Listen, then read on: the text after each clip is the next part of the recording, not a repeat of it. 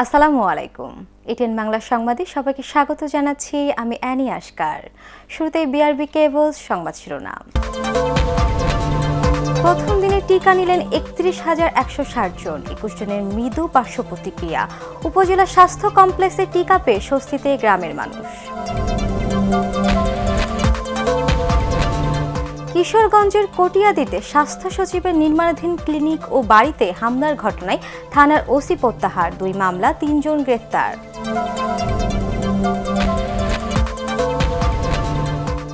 আল জাজিরার প্রতিবেদন হলুদ সাংবাদিকতা, তদন্ত হবে বললেন গহর রিজভী। গুজব ছড়াচ্ছেন বিএনপি, অভিযোগ ওবায়দুল কাদেরের।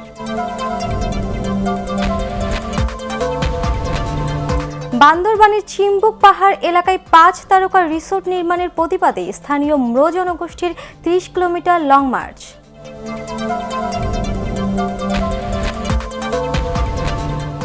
এবং অভিষিক্ত কাইল মায়ার্সের অবিশ্বাস্য ডাবল সেঞ্চুরিতে চট্টগ্রাম টেস্টে বাংলাদেশকে ৩ উইকেটে হারালো ওয়েস্ট ইন্ডিজ।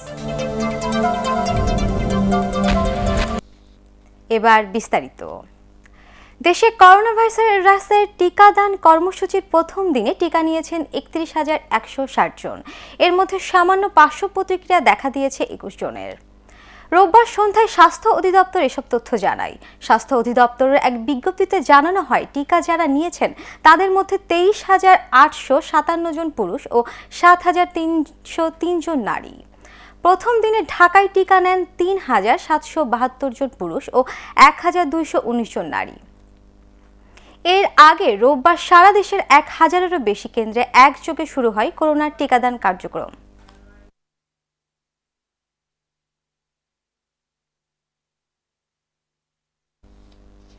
এর আগে রোববার সারা দেশের ১,০০০-এরও বেশি কেন্দ্রে একযোগে শুরু হয় করোনার টিকাদান কার্যক্রম।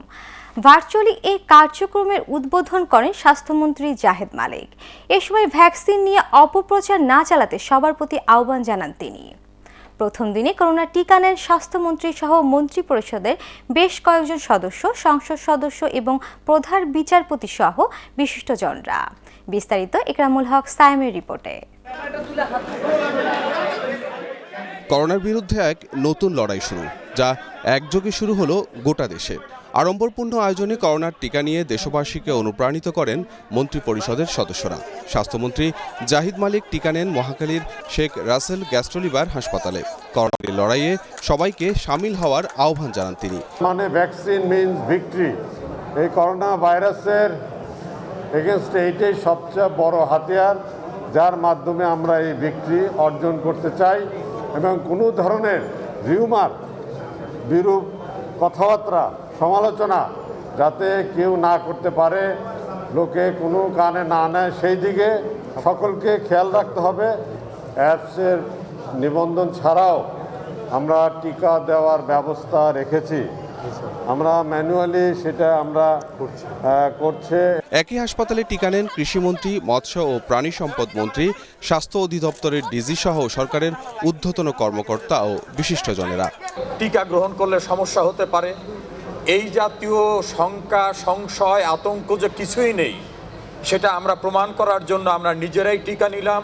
যারা গর্ভবতী মা তারা টিকা নেবেন না, যারা বাচ্চাকে দুধ খাওয়াচ্ছেন তারা টিকা নেবেন না, এছাড়া প্রত্যেকেই টিকা নিতে পারবেন। এদিকে রাজধানীর রাজারবাগ পুলিশ লাইনে বুথ বসিয়ে করোনার টিকা দেওয়া শুরু করেছে ঢাকা মহানগর পুলিশ। অন্যদিকে সোহরাওয়ার্দী হাসপাতালের টিকা কার্যক্রমের উদ্বোধন করেন স্বরাষ্ট্রমন্ত্রী। এদিক বিকেলে সেখানে স্ত্রী সহ প্রধান বিচারপতি সৈয়দ মাহমুদ হোসেন টিকা নেন। আপিল বিভাগে রানী সহ প্রত্যেকে টিকা দিয়েছে। সুতরাং আমি দেশবাসীকে বলবো যাতে সবাই যাতে তাড়াতাড়ি নিবন্ধন যাতে করে।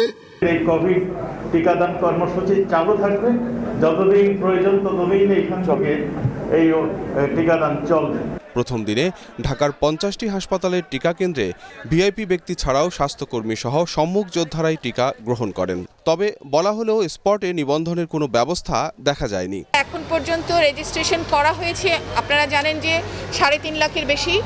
এদের টিকা দেওয়া শেষ হওয়ার আগে আমরা স্পট রেজিস্ট্রেশন নিয়ে এখনো সুপরিকল্পিত কোনো সিদ্ধান্তে পৌঁছায়নি। রোববার সকালে স্বাস্থ্য অধিদপ্তর থেকে অনলাইনে সারা দেশে টিকা কার্যক্রম উদ্বোধন করেন স্বাস্থ্যমন্ত্রী জাহিদ মালিক। ইকরামুল হক সায়েম, এটিএন বাংলা, ঢাকা। শঙ্কার কোনো কারণ নেই জানিয়ে দেশবাসীকে করোনার টিকা নেওয়ার আহ্বান জানিয়েছেন গণস্বাস্থ্য কেন্দ্রের প্রতিষ্ঠাতা ডাক্তার জাফরুল্লাহ চৌধুরী। রাজধানী বঙ্গবন্ধু শেখ মুজিব মেডিকেল বিশ্ববিদ্যালয় হাসপাতালে টিকা নেওয়ার পর তিনি একথা বলেন।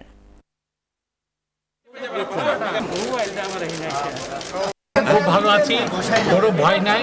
দেশবাসীকে আহ্বান করছি, আপনাদের যখনই আপনার তারিখ আসবে আপনারা এসে টিকা নেবেন। এটা আপনার কর্তব্য, জাতির কর্তব্য, দেশের কর্তব্য। তবে আমি একই সঙ্গে আমি বলছি হচ্ছে আমার প্রধানমন্ত্রী যদি এখানে এসে টিকাটা নিয়ে যান, দেশবাসী আরও বেশি সাহস পাবে। করোনা সংক্রমণ প্রতিরোধের টিকা পেয়ে স্বস্তিতে গ্রামের মানুষরাও। তারা মনে করছেন মহামারী মহা আতঙ্ক এবার শেষ হবে।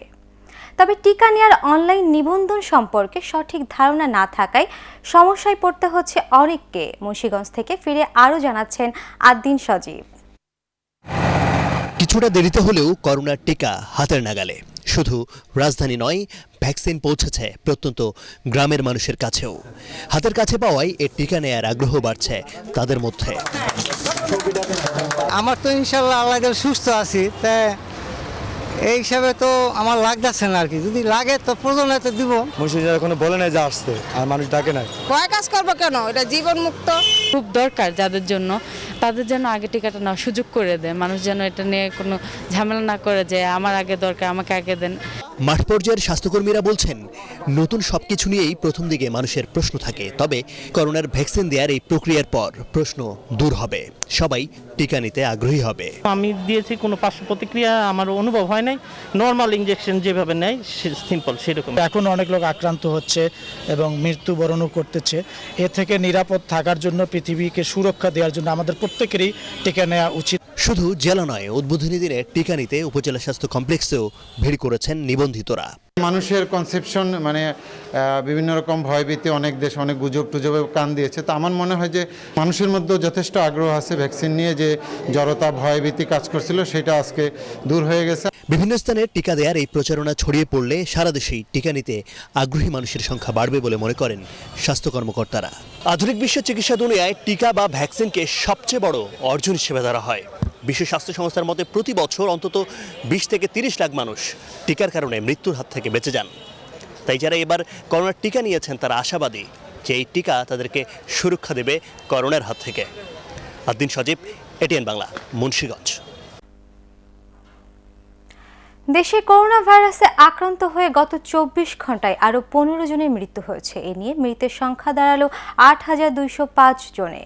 মৃত ব্যক্তিদের মধ্যে 11 জন পুরুষ ও 4 জন নারী। এর মধ্যে ঢাকা বিভাগে মারা গেছেন সর্বোচ্চ 8 জন। সর্বশেষ 12,404টি নমুনা পরীক্ষায় 292 জনের করোনা শনাক্ত হয়েছে। শনাক্তের হার 2.35%। মোট আক্রান্তের সংখ্যা দাঁড়িয়েছে 5,38,062। গত 24 ঘন্টায় সুস্থ হয়েছেন 531 জন। মোট সুস্থ 4,83,372। শনাক্ত বিবেচনায় সুস্থতার হার 89.84%। স্বাস্থ্য অধিদপ্তরের সংবাদ বিজ্ঞপ্তিতে এসব তথ্য জানানো হয়। এবার অন্যান্য খবর। কিশোরগঞ্জের কটিয়াদীতে স্বাস্থ্য সচিব আব্দুল মান্নানের জায়গায় নির্মাণাধীন কমিউনিটি ক্লিনিক ও বাড়িতে হামলার ঘটনায় থানার ওসি MA জলিলকে প্রত্যাহার করা হয়েছে। এই ঘটনায় কটিয়াদী থানায় 2টি মামলা দায়ের ও 3 জনকে গ্রেফতার করে পুলিশ। জেলা পুলিশ সুপার মাশরুকুর রহমান খালিদ বিষয়টি নিশ্চিত করেছেন। এদিকে স্থানীয় আওয়ামী লীগের নেতাকর্মীদের বিরুদ্ধে মামলা ও গ্রেফতারের প্রতিবাদে বিক্ষোভ মিছিল করেছে সমর্থকরা। এর আগে স্বাস্থ্য সচিব অভিযোগ করেন স্থানীয় সংসদ সদস্যদের নির্দেশেই তার সমর্থকরা ক্লিনিক ও বাড়িতে ভাঙচুর করে। এ বিষয়ে কিশোরগঞ্জ 2 আসনের সংসদ সদস্য জানান তাকে অবহিত না করে তার নির্বাচনী এলাকায় উন্নয়নমূলক কাজ করে তিনি সরকারি আচরণবিধি লঙ্ঘন করেছেন। সেখানে উত্তেজিত হয়ে জনগণ সচিব মহোদয়ের বাড়িকে ঘিরে ফেললো। সব মিলে আমরা একটা তদন্ত সাপেক্ষে আমরা প্রকৃত ঘটনা উদ্ঘাটন করতে পারবো। 2টা মামলা অলরেডি গ্রহণ করে আমরা 3 জনকে গ্রেপ্তার করেছি এবং এসিল্যান্ডকে যে আহত করেছে এজার নামে আসামে 1 জন সহ 3 জনের গ্রেপ্তার হয়েছে এবং অন্যান্য আসামি গ্রেপ্তারের কার্যক্রম চলছে। এখানে নির্বাচনী এলাকা আমার, এখানে কি হবে না হবে, কোনো ডেভেলপমেন্ট ওয়ার্ক হবে, সরকারি কোনো বরাদ্দ কোথায় যাবে, এই দায়িত্ব আমার, এবং এখানে অন্য কেউ এসে করলেও আমাকে জানাতে হবে, এটা ম্যান্ডেটরি। আল জাজিরার প্রতিবেদনটি বস্তুনিষ্ঠ নয়, একে হলুদ সাংবাদিকতা হিসেবে উল্লেখ করে এ বিষয়ে তদন্ত করা হবে বলে জানিয়েছেন প্রধানমন্ত্রীর আন্তর্জাতিক সম্পর্ক বিষয়ক উপদেষ্টা ডক্টর গহর রিজভী। অন্যদিকে সেনাবাহিনীর ভূমিকা প্রশ্নবিদ্ধ করার যে ষড়যন্ত্র হচ্ছে সে বিষয়ে সবাইকে সতর্ক থাকার আহ্বান জানিয়েছেন নৌ পরিবহন প্রতিমন্ত্রী খালেদ মাহমুদ চৌধুরী। রাজধানীতে এক সেমিনারে তারা এসব কথা বলেন। রিপোর্ট নিয়াজ জামান সজীবের। সমুদ্র সীমাকে দেশের অর্থনীতির উন্নয়নে কিভাবে আরও বেশি করে কাজে লাগানো যায় তা নিয়ে আলোচনা করতেই সেমিনার আয়োজন করে নৌ পরিবহন মন্ত্রণালয়। এ সময় বক্তারা বলেন, বঙ্গবন্ধু মাত্র 3.5 বছরে সমুদ্র সীমা নিয়ে যেসব পরিকল্পনা নিয়েছেন তা বাস্তবায়ন করা গেলে দেশের অর্থনীতি আরও শক্তিশালী হবে। এ সময় নৌ পরিবহন প্রতিমন্ত্রী খালিদ মাহমুদ চৌধুরী বলেন, সব ষড়যন্ত্র মোকাবেলা করেই প্রধানমন্ত্রী শেখ হাসিনার নেতৃত্বে দেশ সঠিক পথে এগিয়ে চলেছে। যে সেনাবাহিনী শুধু বাংলাদেশের অগ্রগতির ক্ষেত্রে নয়, তাবৎ দুনিয়ার শান্তির জন্য একটা গুরুত্বপূর্ণ ভূমিকা রাখছে, সেই সময় দেখা যাচ্ছে যে সেই সেনাবাহিনীর ভূমিকা প্রশ্নবিদ্ধ করার জন্য আজকে গভীর ষড়যন্ত্র হচ্ছে। রাজনৈতিক নেতৃত্ব ছাড়া কখনো এগিয়ে যেতে পারে না বাংলাদেশ। আমরা বঙ্গবন্ধু পেয়েছিলাম, আমরা স্বাধীন হয়েছে, আজকে আমাদের সৌভাগ্য যে আমরা দেশরত্ন শেখ হাসিনা মতো একজন নেতৃত্ব আমরা পেয়েছি বলেই বাংলাদেশ এগিয়ে যাচ্ছে। এদিকে আল জাজিরার প্রতিবেদন নিয়ে প্রধানমন্ত্রীর আন্তর্জাতিক সম্পর্ক বিষয়ক উপদেষ্টা ডক্টর গহর রিজভী বলেন, বানোয়াট ভিডিও বানিয়ে দেশের উন্নয়ন অগ্রযাত্রা ব্যাহত করা যাবে না। আমাদের পজিশনটাকে আন্ডারমাইন করার জন্য ওনারা নানান ধরনের অভিযোগ তুলেছেন, কথা বলেছেন। প্রথমে জানতে হবে এটা কেনা হয়েছে কি না, আর কেনা হয়ে থাকলে কোথায় থেকে কিনেছি। টেকনোলজি একটা এমন জিনিস, অনেক সময় সেকেন্ড কান্ট্রি, থার্ড কান্ট্রি দিয়ে কেনা হয়। আর কি ধরনের টেকনোলজি কেনা হয়েছে সেটা বাংলাদেশের ব্যবহার হবে, বাইরের ব্যবহার হবে, সেটা আমরা এখনও ঠিক মতন এই প্রোগ্রামে জানতে পারি। কাজেই এখানে আমি স্পেকুলেট না করে আপনাদেরকে বলবো, একটু তদন্ত হোক, আমরা জেনে নেই পুরোভাবে কি হয়েছে।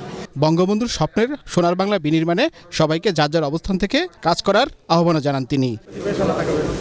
নিয়াজ জামান সজীব, এটিএন বাংলা, ঢাকা। বিএনপির কোনো অপকর্ম বিনা চ্যালেঞ্জে ছেড়ে দেওয়া হবে না বলে হুঁশিয়ারি দিয়েছেন আওয়ামী লীগ সাধারণ সম্পাদক ওবায়দুল কাদের। তিনি অভিযোগ করেন, পল্টনের দলীয় কার্যালয়কে গুজবের কারখানা বানিয়ে রেখেছে বিএনপি। তাদের অপপ্রচার এতই বিস্তার লাভ করেছে যে খোদ দলের নেতাকর্মীরাই এখন বিভ্রান্ত। রাজধানীতে নিজ বাসায় এক ব্রিফিংয়ে এসব বলেন ওবায়দুল কাদের। বিএনপি সার্জিক্যাল নেতাদের হুমকি ধুমকি আসলে নিজেদের ব্যর্থতা আড়ালের অপপ্রয়াস। তাদের সক্ষমতা নেই বলে আন্দোলনে ডাকে কর্মীরাও মাঠে নামেন না। এটা নেতৃত্বের ব্যর্থতা ছাড়া আর কিছুই নয়। বিএনপি বেগম জিয়ার মুক্তি এবং চিকিৎসার চেয়ে রাজনীতি করেছে বেশি, এখনো করছে।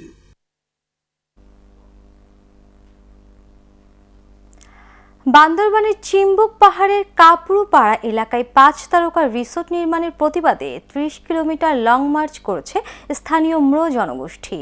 চিম্বুক পাহাড়ের রামরিপাড়া থেকে শুরু হয়ে লং মার্চটি বান্দরবানের রাজবাড়ী মাঠে গিয়ে শেষ হয়। এ সময় আন্দোলনকারীরা তাদের ঐতিহ্যবাহী বাঁশি বাজিয়ে রিসোর্ট নির্মাণের প্রতিবাদ জানায়। আন্দোলনকারীরা জানান, স্থানীয়দের জমি দখল করে 5 তারকা রিসোর্ট তৈরি করা হলে পাহাড়ের বেশ কয়েকটি পাড়া উচ্ছেদ হওয়ার আশঙ্কা রয়েছে।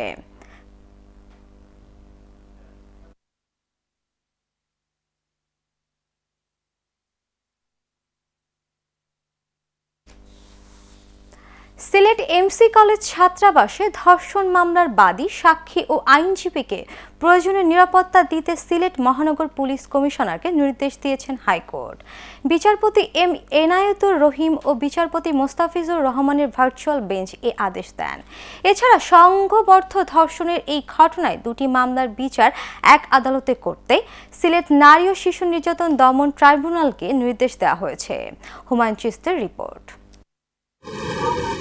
সিলেট এমসি কলেজ ছাত্রাবাসে গণধর্ষণের ঘটনায় ৮ জনকে অভিযুক্ত করে গত ৩ ডিসেম্বর পৃথক দুটি চার্জশিট দেয় পুলিশ। ধর্ষণের অভিযোগে নারী ও শিশু নির্যাতন দমন ট্রাইব্যুনালে এবং ভয়ভীতি, ছিনতাই ও চাঁদাবাজির অভিযোগে দায়রা জজ আদালতে এ দুটি চার্জশিট দেওয়া হয়। একই আদালতে দুটি মামলার বিচার করতে গত ২৪ জানুয়ারি বাদীপক্ষ আবেদন করে। শুনানি শেষে তা নাকচ করে দেন নারী ও শিশু নির্যাতন দমন ট্রাইব্যুনালের বিচারক। পরে আদালত পরিবর্তন চেয়ে হাইকোর্টে আবেদন করে মামলার বাদী।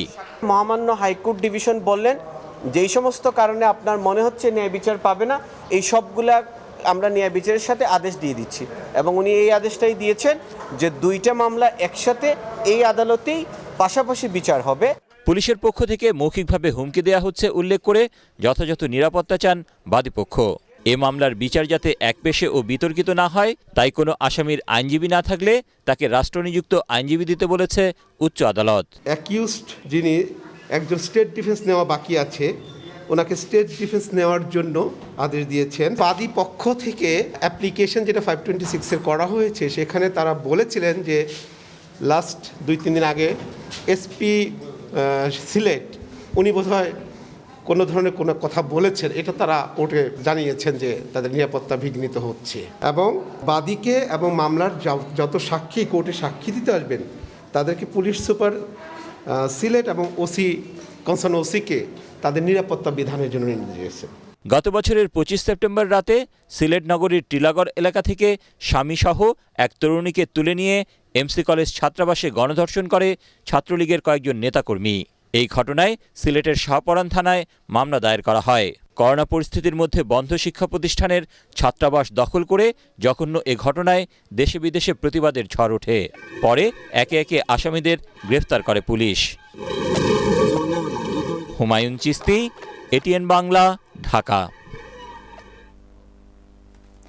করোনা পরিস্থিতি নিয়ন্ত্রণে এলে ঢাকায় আন্তর্জাতিক বাণিজ্য মেলার আয়োজন করা হবে বলে জানিয়েছেন বাণিজ্যমন্ত্রী টিপু মুন্সি। তবে আগারগাঁও নয়, এবার থেকে এই মেলা হবে রাজধানীর পূর্বাঞ্চলে। সচিবালয়ের এসব তথ্য জানান মন্ত্রী। মাহবুব কবির চপলের রিপোর্ট। 1995 সাল থেকে 1 জানুয়ারি রাজধানীর আগারগাঁওয়ে অনুষ্ঠিত হয়ে আসছে বাণিজ্য মেলা। দেশ বিদেশের বিভিন্ন প্রতিষ্ঠানের অংশগ্রহণে এটি প্রসিদ্ধ হয় আন্তর্জাতিক বাণিজ্য মেলা হিসেবে।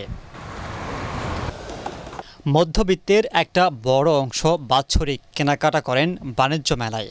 প্রতি বছর 40 থেকে 50 লাখ মানুষের সমাগম হয়।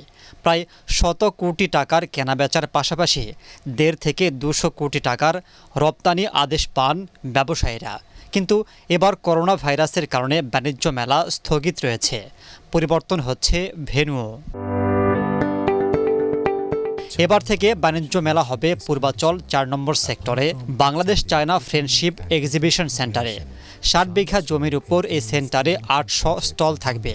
850 কোটি টাকা ব্যয়ে এটির নির্মাণ কাজ শেষ করেছে চীনের একটি প্রতিষ্ঠান। করোনার পরিস্থিতির কারণে আমাদের মাননীয় প্রধানমন্ত্রী এটাকে বলেছে স্লো করার জন্য, যে পরবর্তী একটা সময় দেবেন, সমস্যা একটু কমে আসলে পরেই আমরা সেটা করব, এবং আশা করি বছর আমরা একটা সুন্দর সময়ে আমরা আমাদের মেলাটা করতে পারবো। আগামীতে আমাদের সমস্ত এই এক্সপোর্ট মেলাটা যেটা এখানে ঢাকাতে হতো সেটা ওখানেই হবে, এবং শুধু তাই নয়, ওই মেলার যে ওই প্রেমিসিসটা আমরা সারা বছর ধরে বিভিন্ন ধরনের প্রোগ্রাম, বিভিন্ন রকমের মেলা বা ধরেন বিভিন্ন আইটেম নিয়ে আমরা করতে পারব। মেলার সময় 1 মাসের বেশি হতে পারে বলে জানান বাণিজ্য মন্ত্রী। কোনো অবস্থাতেই 1 মাসের কম আমরা করতে চাইবো না, তার কারণ যারা করবে তাদের তো ব্যবস্থাটা তাদের জন্য লাভজনক হতে হবে, বা তো সেটা অ্যাটলিস্ট 1 মান্থ তো হবেই, প্রয়োজনে আরও 2-4 দিন বাড়াতেও পারি, বাট সেই সময়কার সার্বিক অবস্থাটা ডিপেন্ড করছে কি করব, তবে not less than 1 month, that's sure. করোনার কারণে এবার বাণিজ্য মেলার সময় পরিবর্তন হলেও প্রতি বছর 1 জানুয়ারি মেলা হবে বলে জানান বাণিজ্য মন্ত্রী। আমরা 1 জানুয়ারি যে ধারাবাহিকতাটা ছিল। মাহবুব কবির চপল, এটিএন বাংলা, ঢাকা। এবার আনোয়ার খান মডার্ন মেডিকেল কলেজ হাসপাতাল বাংলাদেশ ওয়েস্ট ইন্ডিজ সিরিজের খবর।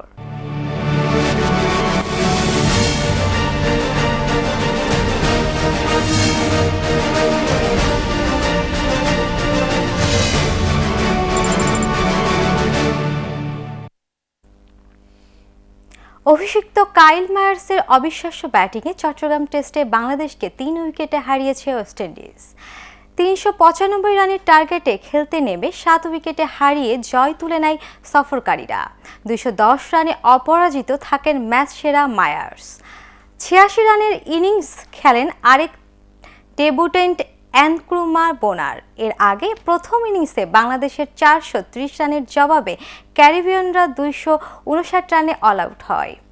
আর 8 উইকেটে 223 রান তুলে দ্বিতীয় ইনিংস ঘোষণা করে বাংলাদেশ। চট্টগ্রাম থেকে রিপোর্ট করছেন SM আশরাফ।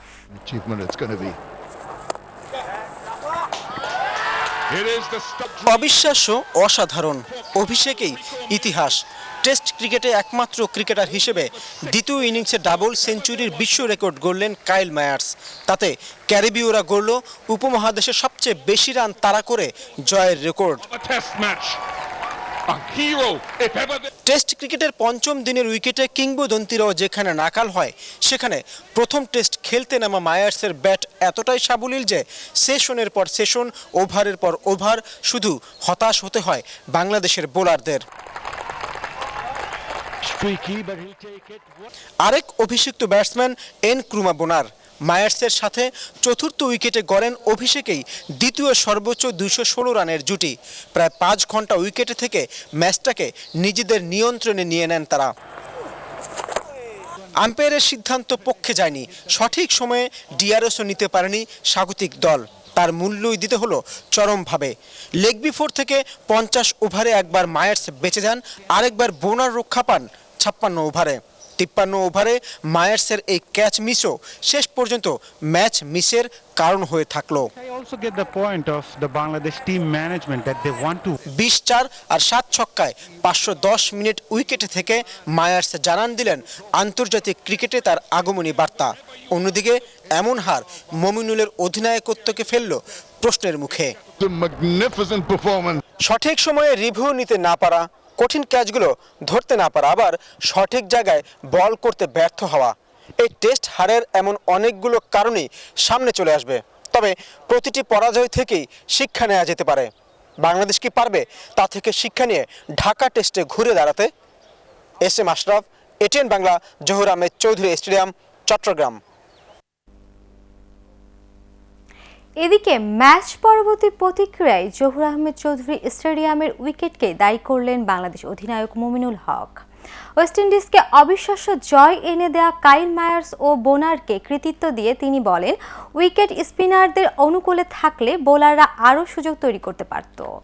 এদিকে ওয়েস্ট ইন্ডিজের অধিনায়ক ক্রেইগ ব্রেথওয়েথ ম্যাচ শেষে বলেন, দল যে এমনটা করতে পারবে প্রথম দিন থেকেই তার সেই বিশ্বাস ছিল। এরা অবিশ্বাস্য, অনেক কিছুই হয় না, কিন্তু হয়ে যায়। অবশ্যই এটা এক্সপেক্ট মানে আশা করি না যে এরকম কিছু একটা হবে।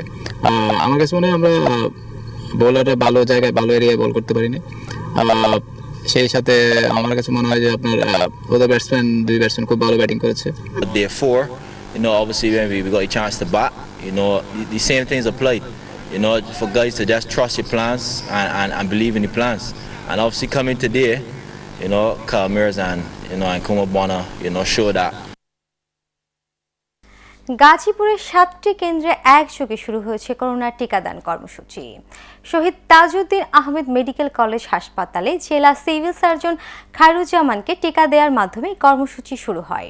পরে এ উপলক্ষে আয়োজিত আলোচনা সভায় গাজীপুর সিটি কর্পোরেশনের মেয়র জাহাঙ্গীর আলম, জেলা প্রশাসক SM তরিকুল ইসলাম বক্তব্য রাখেন। প্রোটন গাড়ি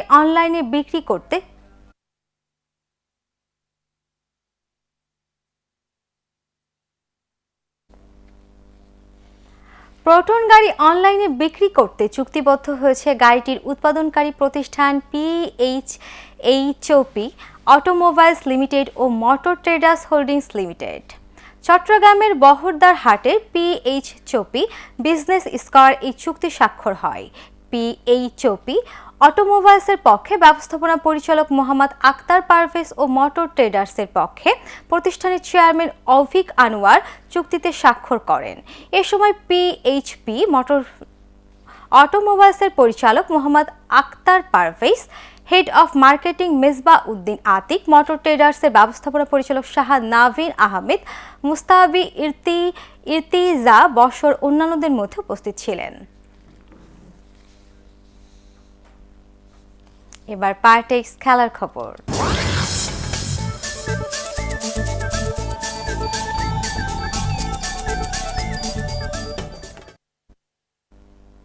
প্রিমিয়ার ফুটবল লিগে জয় পেয়েছে রহমতগঞ্জ। বঙ্গবন্ধু জাতীয় স্টেডিয়ামে তারা 2-0 গোলে হারিয়েছে ব্রাদার্স ইউনিককে। খেলার 33 মিনিটে নিজেদের মধ্যে দারুণ বোঝাপড়ায় দিলশদ ভাসিএফ এগিয়ে দেয় দলকে। দ্বিতীয়ার্ধের শুরুতেই আইভরি কোস্টের স্ট্রাইকার রেমি ব্যবধান দ্বিগুণ করেন। এই জয় 7 ম্যাচে রহমতগঞ্জের পয়েন্ট বেড়ে হলো 8, আর 6 ম্যাচে পঞ্চম পরাজয়ে ব্রাদার্সের সংগ্রহ 1 পয়েন্ট।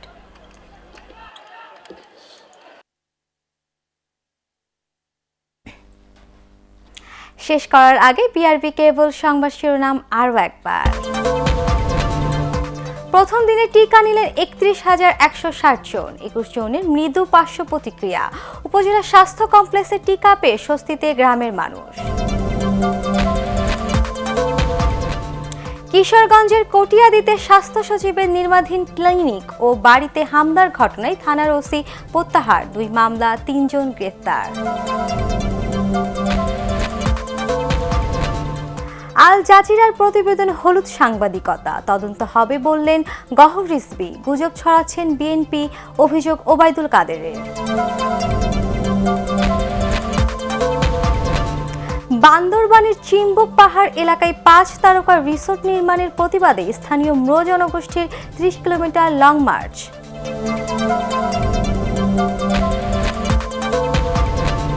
এবং অভিষিক্ত কাইল মায়ার্সের অবিশ্বাস্য ডাবল সেঞ্চুরিতে চট্টগ্রাম টেস্টে বাংলাদেশকে 3 উইকেটে হারালো ওয়েস্ট ইন্ডিজ।